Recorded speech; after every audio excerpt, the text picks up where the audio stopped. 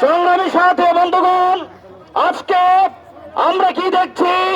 অপরাধী যে হোক তার বিচার করবে প্রশাসন, কিন্তু এক শ্রেণীর উগ্রবাদী সন্ত্রাসীরা, এক শ্রেণীর উপজাতীয় উগ্রবাদী সন্ত্রাসীরা তারা নিজেদেরকে এই পার্বত্য চট্টগ্রাম শাসন করার লক্ষ্যে আজকে মামুনকে তারা পিটিয়ে হত্যা করে প্রতিটি বাঙালির রক্তে আগুন জ্বালিয়ে দিয়েছে।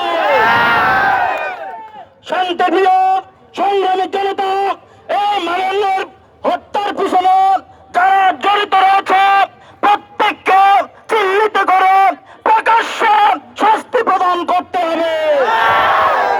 আজকে এই মামুনকে হত্যা করে তারা বুঝিয়ে দিতে চেয়েছে যে তারা পার্বত্য চট্টগ্রাম তাদের বাগদাদার।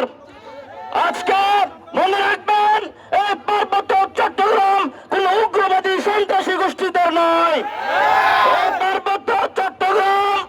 এই পার্বত্য চট্টগ্রাম বাংলাদেশের মানুষের